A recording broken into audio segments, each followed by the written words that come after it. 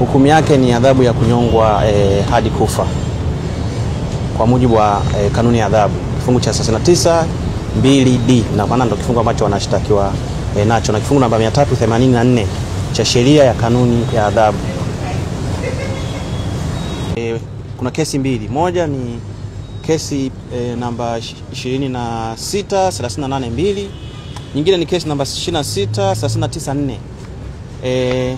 Kwa hiyo moja na watu 13, nyingine na watu 34. Kwa hizi ni bachi mbili. Kuna bachi zingine na nadhani nimeona hata mtandaoni kuna Dodoma na maeneo mengine.